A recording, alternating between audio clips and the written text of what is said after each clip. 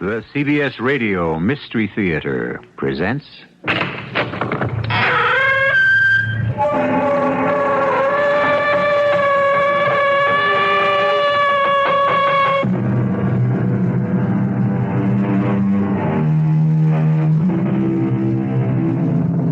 in. Welcome. I'm E.G. Marshall. This is a very special occasion for me. I'm to be a little more than your host. This time, I will not only be introducing the story, but telling it to you, acting it out. The Mystery Theater's special Christmas story this year, Charles Dickens' immortal classic, A Christmas Carol, with Guess Who as Scrooge. Bah, humbug.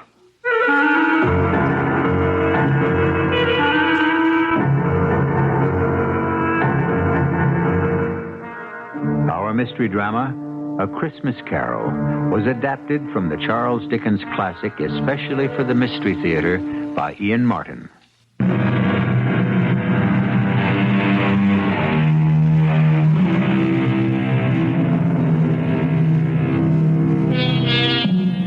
Charles Dickens' A Christmas Carol begins like this. Marley was dead to begin with. There is no doubt about that whatever. The register of his burial was signed by the clergyman, the clerk, the undertaker, and the chief mourner, Scrooge, signed it. Old Marley was dead as a doornail. Ebenezer Scrooge? Oh, he was a tight-fisted hand at the grindstone, hard and sharp as flint, from which no steel had ever struck out generous fire. Solitary as an oyster, he iced his office in the dog days and didn't thaw it out 1 degree, even at Christmas. A Merry Christmas, Uncle. God save you. What? Oh, it's you, nephew. What brings you here on a miserable, cold, windy night like tonight? Cold and windy, yes, and the snow falling softly. A perfect Christmas Eve to say, Merry Christmas, Uncle. Bah! Humbug. Christmas a humbug? Oh, you don't mean that, I'm sure. I do. Merry Christmas. What right have you to be merry, or the world at large? What reason have you yourself to be merry? You're poor enough. Oh, come then. What reason have you to be dismal? What reason have you to be morose? You're rich enough. Don't you taunt me, Fred. Bah! And don't indulge yourself in expectations. Humbug. Take me as I am, Uncle, and as the season is, and don't be cross. Where else can I be when I live in a world of fools? Christmas. Phooey. What's Christmas time to you but a time for paying bills without money? Time for finding yourself a year older and not an hour richer. If I could work my will, every idiot who goes about with Merry Christmas on his lips should be boiled in his own plum pudding and buried with a stake of holly through his heart. Oh, come along, Uncle. Can you not let down for once and enjoy yourself? Come along, nephew. Keep Christmas in your own way. Let me keep it in mine. Yes, but you don't keep it. Leave me alone, then. Much good it may do you. Much good has it ever done you? Oh, there are a lot of things, Uncle, from which I've never profited. Christmas among the rest. Except that when it comes around, who can resist it? A kind of forgiving time of year when men and women seem by one consent to open up their hearts freely. So then I say, Uncle, though it never put a scrap of silver or gold in my pocket, I believe it has and will do me good, and so I say, God bless it. Who's that? What's that there? I'm sorry, Mr. Scrooge. It's just that it is a holiday, and my hands were so cold. Just let me hear another word from you, Bob Cratchit, and you'll keep your Christmas by losing your employment. Oh, please, sir, I humbly beg your pardon. It was just an action on the spur of the moment. Just apply the spur to goad you into finishing your work, Cratchit, and let's hear no more from you. Yes, sir. Well, nephew, why are you here? To ask you to dine with us tomorrow. Dine with you? Never. There's nothing more ridiculous than all the fuss and expense over Christmas dinner. Oh, Uncle, I want and ask nothing from you. Why can't we be friends? Good afternoon. Well, with all my heart, I'm sorry to find you so resolute. But at least, I wish you a Merry Christmas. Good afternoon. And a Happy New Year. Good afternoon. And be sure to make the front door fast. No wasting of heat here. No extra logs on the fire. Yes, Uncle. Mr. Cratchit. Yes, sir. May I wish you a Merry Christmas and a Happy New Year. The first I am sure of, and I thank you. The other... Who knows what the future holds? Be of good hope. The nerve of all of them. My nephew, Wastrel, and Bob Cratchit on 15 shillings a week with a wife and family talking about a Merry Christmas. It's enough to make a man retire to Bedlam. They're all mad. Begging your pardon, Mr. Scrooge, a gentleman to see you. Yes. Scrooge and Marley's, I believe. Have I the honor of addressing Mr. Scrooge or Mr. Marley? Mr. Marley's been dead for 7 years. He died 7 years ago this very night. Ah, sad. Sad indeed. Still, I have no doubt his liberality is well represented by his surviving partner. Liberality? At this festive season, it is more than usually desirable that we all make some slight provision for the poor and destitute. You may make your pledge here. Are there no prisons? We speak of the needy. The union workhouses are not still in operation. They are.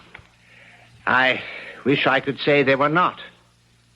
A few of us private citizens are endeavoring to raise a fund to buy the poor some meat and drink and means of warmth. What shall I put you down for, Mr. Scrooge? Nothing. Of course, you wish to be anonymous? I wish to be left alone. By tax, I help to support the establishments we have mentioned. They cost enough and more. Let those who are badly off go there. Many can't go there. And many would rather die. If they would rather die, then let them do so and decrease the surplus population. Good afternoon, sir, whatever your name is. I find you hard to believe, Mr. Scrooge. Cratchit, let him out. Close the door, Cratchit, to extinguish what coals remain. Yes, sir. No, sir. Come here. Coming, Mr. Scrooge. You'll want all day tomorrow, I suppose. If quite convenient, sir. It's not convenient, and it's not fair. If I was to stop half a crown for it, you'd think yourself ill-used, I'd be bound. Well, sir, Yet you don't think me ill-used when I pay a day's wages for no work. I would not presume to have an opinion, but then it is only one day a year. Yeah, a poor excuse for picking a man's pocket every 25th of December. But I suppose I have no choice. You must have the whole day. Just make sure you are here earlier the following morning. I dined my usual melancholy dinner in the usual melancholy tavern. Afterwards, climbed the stairs to my living quarters in the gloom. Something about my door knocker stopped me as I was about to put key in lock. For one strange moment, it looked like Marley. Ghostly spectacles turned up on its ghostly forehead. To say that I was not startled would not be strictly true. And even after I was entered and locked in and my candle lit, I did pause irresolutely before I dismissed it with humbug, humbug. Still, I was uneasy. Trimming my candle, I walked through all my rooms to make sure all was well. Sitting room, bedroom, lumber room, all as it should be. Small fire in the grate, spoon and basin ready, little saucepan of gruel, since I had a cold. What's that? The front door. The side door. The bell by my bed. The one on the mantel and on the sideboard. What do they herald? Who rings them? The cellar door. And that noise. What? I won't believe it. It's humbug still. Grim Spectre, what do you want with me? Much. Who are you? Ask me who I was. Who were you then? In life, I was your partner, Jacob Marley. You don't believe in me? I don't. Why do you doubt your senses? Because a little thing affects them. A slight disorder of the stomach makes them cheats. You may be a bit of undigested beef, a blot of mustard, a crumb of cheese, a fragment of underdone potato. There's more of gravy about you than the grave, wherever you are. Humbug, I tell you, humbug. Unbeliever! So, I unwrapped the bandages from about my head to reveal the rotting flesh, the jaw fallen slackly to my breast, the muscles eaten long since by worms. Now, do you believe me for who and what I am? Yes, oh, mercy, dread apparition. Why do you trouble me? I must. But why are you fettered and bound in chains? I wear the chain I forged in life. I made it, link by link. I girded it on of my own free will. Is its pattern so strange to you? Or would you learn the weight and length of the coil you wear yourself? It was full and as heavy and as long as mine these 7 Christmas Eves ago, and you have labored on it since. My once partner in life, what a ponderous chain you have built to drag you down in death. No, Jacob. Oh, Jacob Marley, speak some comfort to me. I have none to give. I cannot stay. I cannot linger anywhere. My spirit never walked beyond our counting house in life. So, in death, weary journeys lie before me. 7 years dead and traveling all the time? No rest, no peace, the incessant torture of remorse. I am here tonight, Ebenezer, to warn you that you have yet a hope of escaping my fate. Oh, you were always a good friend, thank ye. You will be haunted by 3 spirits. That is the hope you mentioned? It is. I think I'd rather not. Without their visits, you have no hope but to shun the path I tread. Expect the first tomorrow, when the bell tolls 1. But couldn't I take them all at once and have it over? Expect the second on the next night at the same hour. The third, when the last stroke of 12 has ceased to vibrate on your mantle clock. And for your own sake, remember what has passed between us. Passed between us. Jacob, do not leave me yet. But he was gone, as if he had never been. And yet, he had been. And Ebenezer Scrooge would never be the same man again.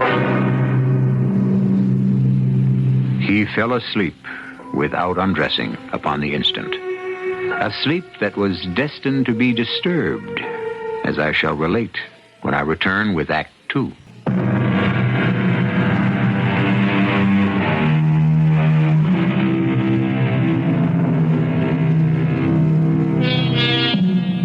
When Scrooge awoke, it was dark, and the chimes of a neighborhood church were striking the 4 quarters.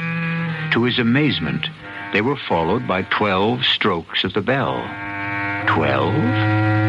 Impossible. It was 2 when he went to bed.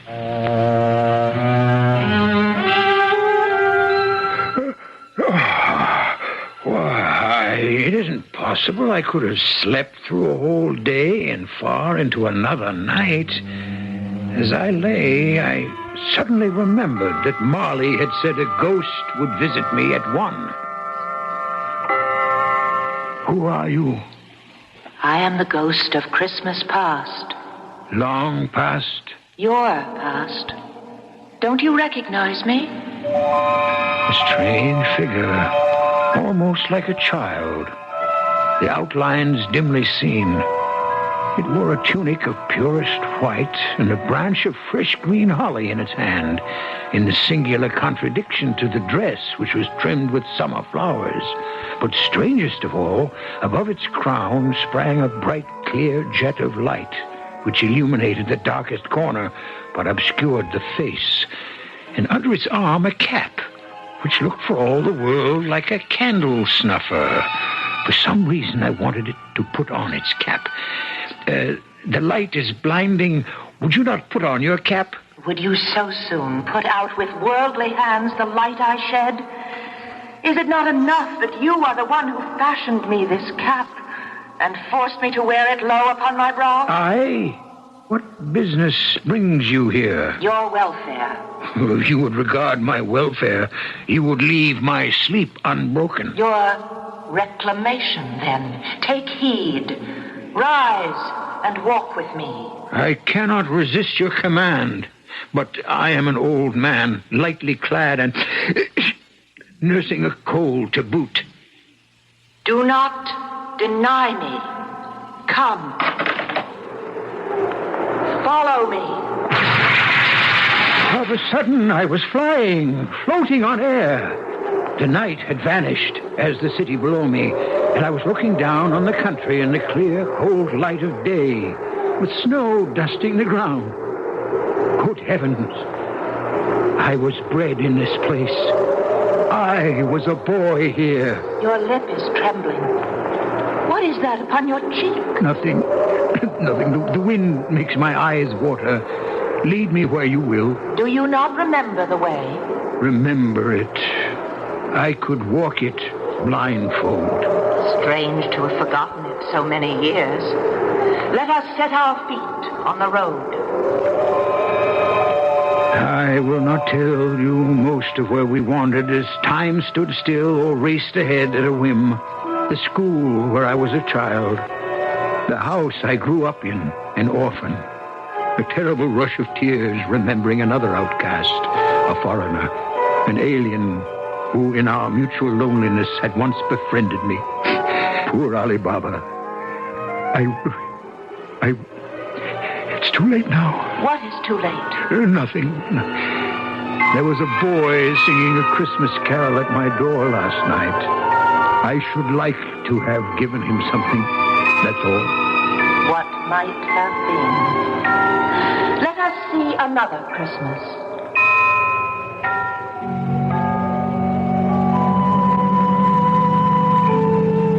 What's that?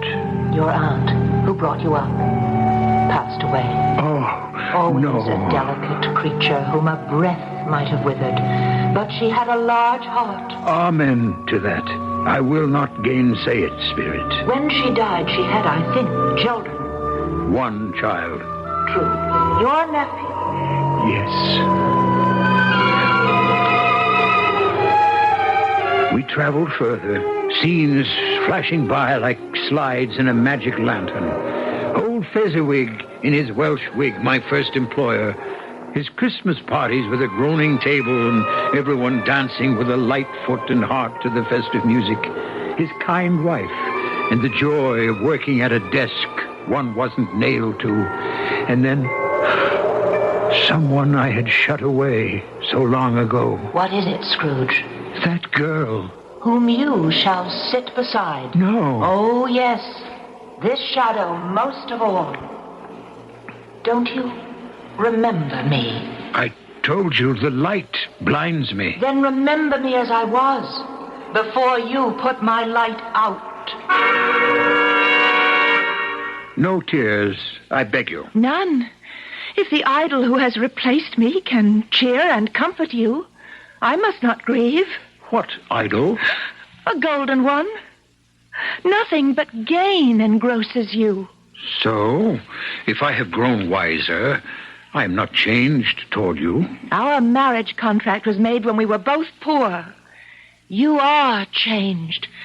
When it was made, you were another man. I was a boy. Whatever you were, I freely offer you your release. Have I ever sought it? In words? Never. How then?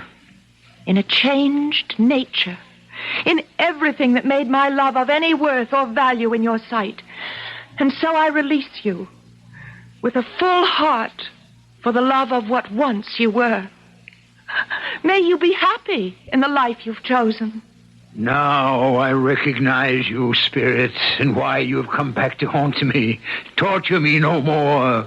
Some shadows still to see. No, I can bear it no longer. Haunt me no longer. The light you shine is too bright for my eyes to bear. Give me your cap so I may extinguish it, and you.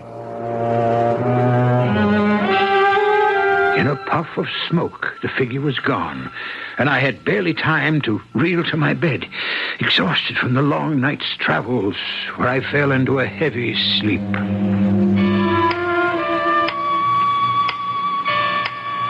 What's that? The clock ticking away. Awake in the night of time. Almost one. When the second messenger Marley sends me from the grave will arrive. What ghastly shape might he take? What hideous form? What torture might this one plan for me? At least I am prepared for anything. Well, prepared for anything but nothing. Hello there, spirit. Are you invisible to me? What's that? That great light from beneath my sitting room door. Here's a fearful waste of light, a shocking extravagance. I must go in and douse these candles. Yet I'm afraid to enter. Scrooge! Ebenezer Scrooge! Stop skulking there behind your bedroom door. Enter, man. Enter. Why, here's a prodigal spending of light in a great roaring blaze hot enough to set the chimney flue on fire. Look well on me. Have you never seen the like of me before? Never. It is time your eyes were opened to this and other things.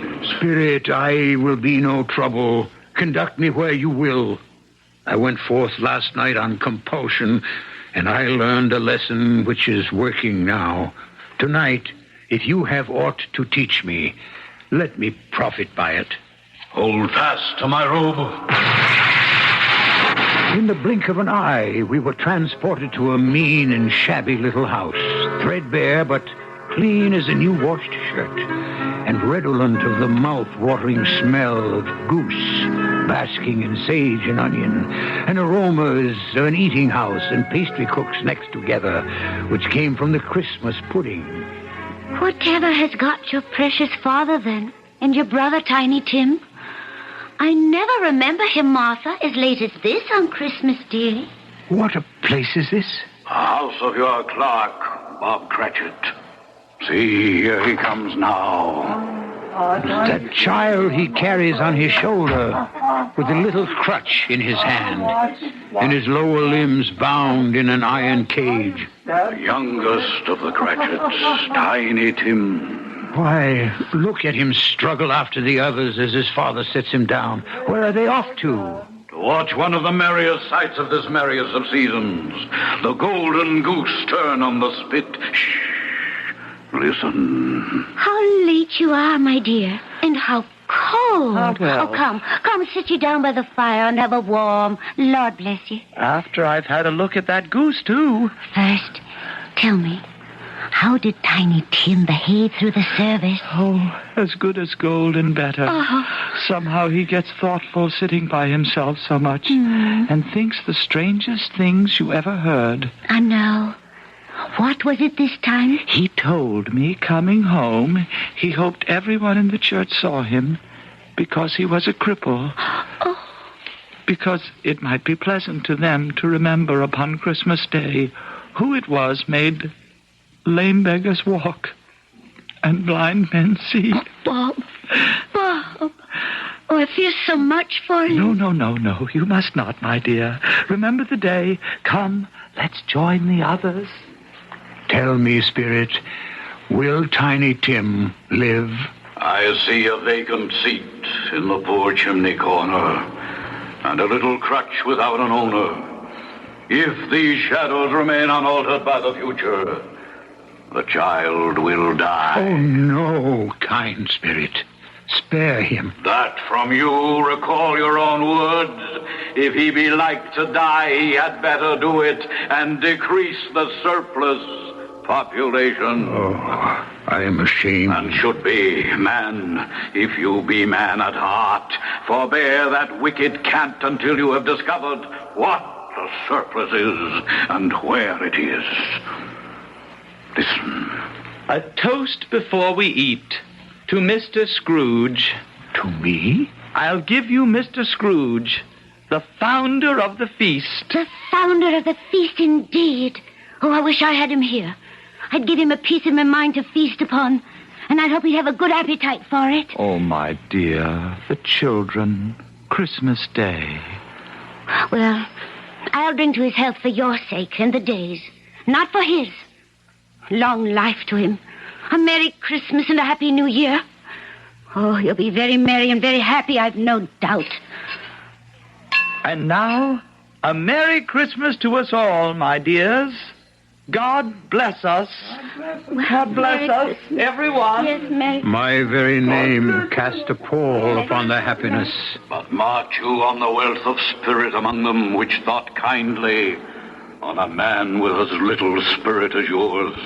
In particular, that poor little lad, Tiny Tim. Did you notice how generous he was to end the toast with, God bless us, everyone, including even me? What a valiant little soul, in spite of all his handicaps. Perhaps your eyes are opening at last. But come, you have more to learn. Where now? Your nephew's house. He said that Christmas was a humbug. As I live, he believed it, too. More shame for him, Fred, that my uncle-in-law should speak so. Well, he's a comical old fellow and not so pleasant as he might be. Oh, yes. However, his offenses carry their own punishment, and I have nothing to say against him. And I will have no downturned mouths at this season. So here is a glass of mulled wine to our hands. Let's drink to the old man. Well, he has given us plenty of merriment at that. So, to Uncle Scrooge. A Merry Christmas and a Happy New Year to the old man, whatever he is. He wouldn't take it from me, but may he have it nevertheless. To Uncle Scrooge. To Uncle Scrooge. No, wait.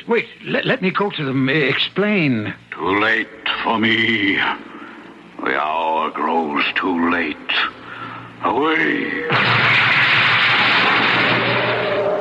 Where stand we now? This open place. A crossroads where I must leave you. Oh, forgive me what I ask, but I see something strange protruding from the skirt of your robe. That might be a claw for all the flesh there is upon it. Yes. Then see what you must see. From the sanctuary came forth a boy and a girl. Yellow, meager, ragged, scowling, wolfish, but prostrate, too, in their humility. I started back appalled. Spirit, are these yours? They are man's. The boy is ignorance, the girl is want. Beware of them both and all of their degree, but most of all beware this boy, for on his brow I see written doom, unless the writing can be erased. My time is sounding. Wait. Have these pitiful creatures no refuge or resource? I answer in your own words. Are there no prisons? Are there no workhouses? Hold. For one moment. Help me. Where should I turn? Turn and face your future. The black phantom that approaches you now. Face your future.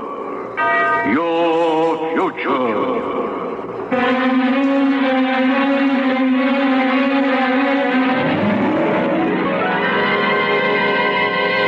As the last stroke of the bell struck 12, Scrooge turned to face a dread figure, a solemn phantom, draped and hooded in blacks and deep grays, coming, creeping like the mist about it towards him. I'll return with Act 3 very shortly.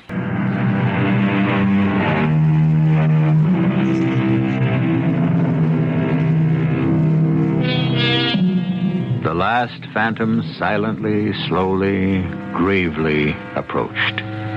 It was shrouded in a deep black garment, which concealed its head, its face, its form, and left nothing of it visible save one outstretched hand, which served as its only voice, for the spirit neither spoke nor moved.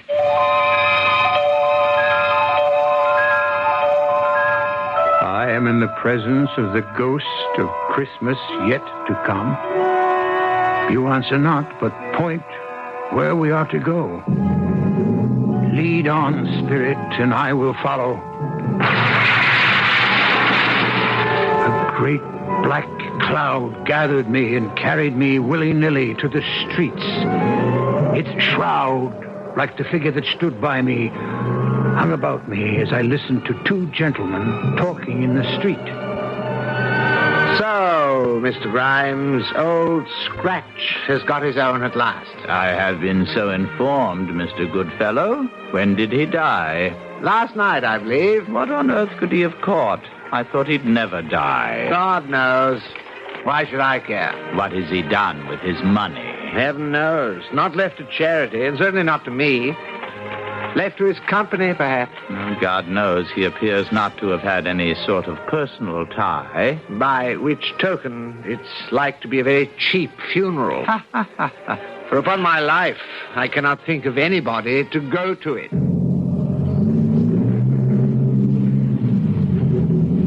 How dismal and awful to dismiss another human being in such terms. Forgive me, dread ghost. I did not mean to diverge. You wish to reveal something to me? You have my full attention.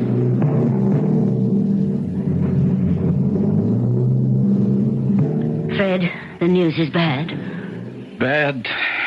We are quite ruined. Oh, no, there's hope for us yet. If he relents. If he forgives or forgave, there might have been. Oh, but it is too late for the miracle. Poor, old, miserable boy. He's past relenting. He's dead. No, wait, spirit, wait.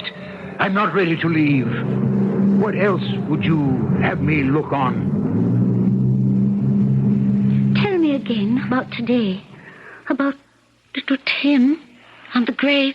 It would have done you good to see how green a place it is. Oh. But you'll see it often. I promised him I would walk there every other Sunday. My last born.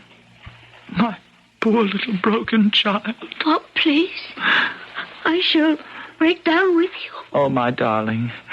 We can all try to be brave, but how can we hide our sorrow? What is more final and dreadful than death? I want to help, Spectre, but something informs me that our parting moment is at hand. Tell me, what man was it I saw lying dead? Very well. You point. Where to this time? A churchyard. And here we are. A headstone. You would have me read it? Tell me, are these the shadows of things that will be or may be only? Oh, my own name, Ebenezer Scrooge. Spirit, hear me. I am not the man I was. I will not be the man I must have been from all this intercourse. Why show me this if I am past all hope? For once, you make no motion. Your nature intercedes for me and pities me. Good Spirit, I will honor Christmas in my heart and try to keep it all the year. The three spirits shall strive within me. I will not shut out the lessons that they teach. Oh, tell me I may sponge away the writing on this stone. Give me your hand, I beg you. Give me your hand. I hold you to me.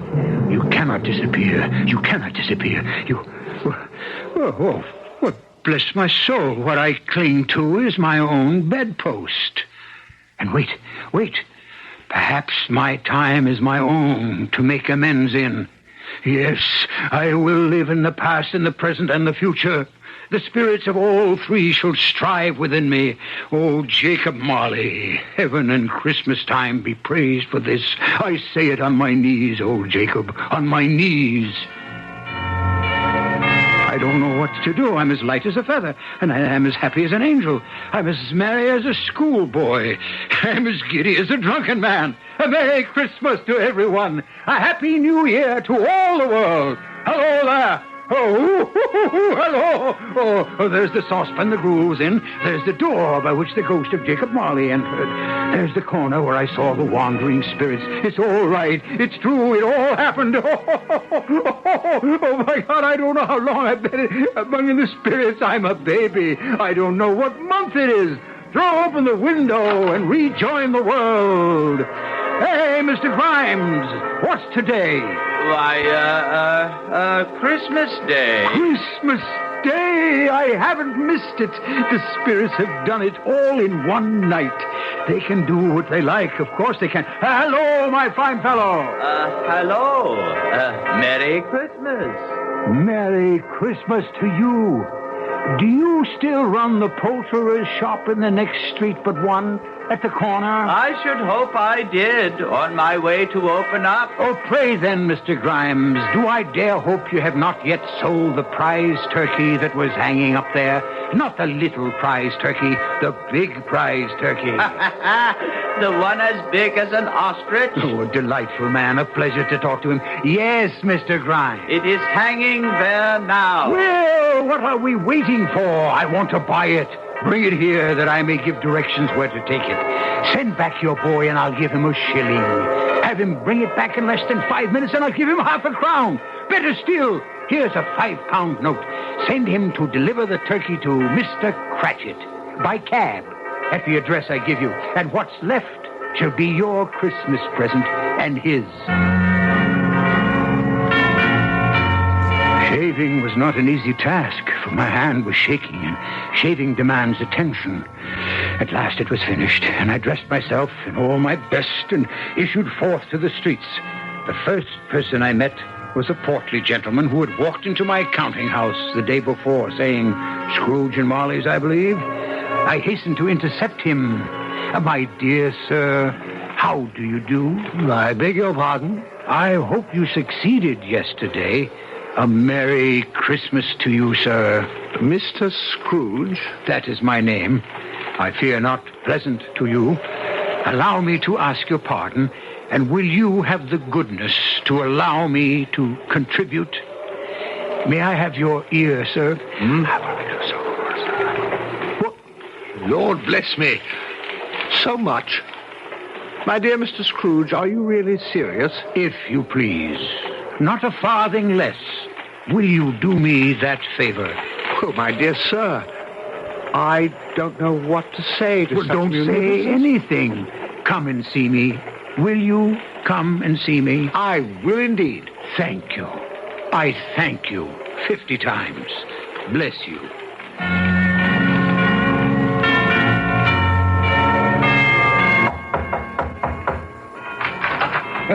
Merry Christmas.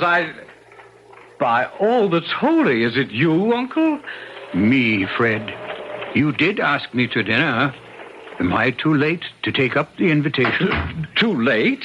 Will you let me in? Will I let you in? Why, here's the merriest turn a Christmas can take, darling wife.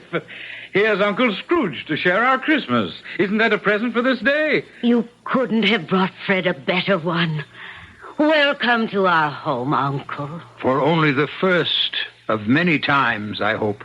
It's a whole new year. Yes, and you may spend it all with us if you will. Only today, for I must be in the office as early as can be. No. Don't steal glances at each other. It isn't business on my mind, but recompense. And since at last I have learned to laugh, I want to have my first joke with the man I have perhaps wronged most all of these years, my faithful Bob Cratchit. A wonderful day, an evening with my nephew, a deep sleep that might have lasted for days, except that I was bound and determined to be earlier than my clerk at the counting house that Monday morning. I was as pleased as a child when I beat him there. Even more pleased to find that for once he was late. When the door opened and he came in, he was a full 18 1/2 minutes behind his time. His hat and scarf were off before he opened the door. In terror of the man I had been, he was on his stool in a jiffy, writing his pen as if he were trying to overtake the lost minutes. Morning, Mr. Scrooge. Morning. A little late for that. What do you mean by coming here this time of day? I am very sorry, sir. I am behind time. You are? Yes, I think you are. Now, step this way, sir, if you please. It's only once a year, sir. It shall not be repeated. I was making rather merry yesterday, sir. Now, I'll tell you what, my friend. I'm not going to stand by this sort of thing any longer. And therefore, I feel myself forced to raise your salary. Huh? Why, Mr. Scrooge, sir, do you feel all right? A Merry Christmas, Bob. A merrier Christmas than I have given you for many a year. Not only raise your salary, but discuss your affairs and endeavor to help your struggling family over a Christmas bowl of smoking bishop. So make up the fires till they hot us right out of the counting house before you dot another I, Bob Cratchit. It's not only a new year, but a whole new world for both of us.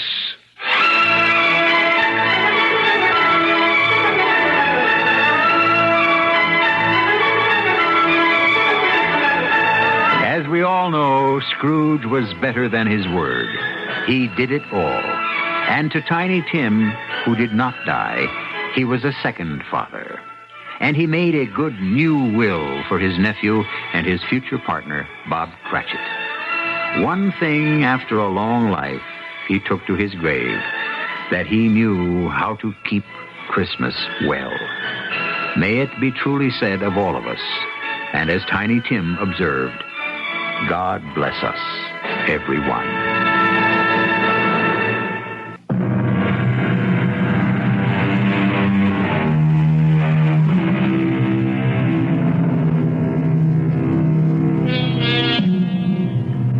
What more is there to say after Dickens' Christmas Carol, except the eternal message it brings, a Merry Christmas and a Happy New Year.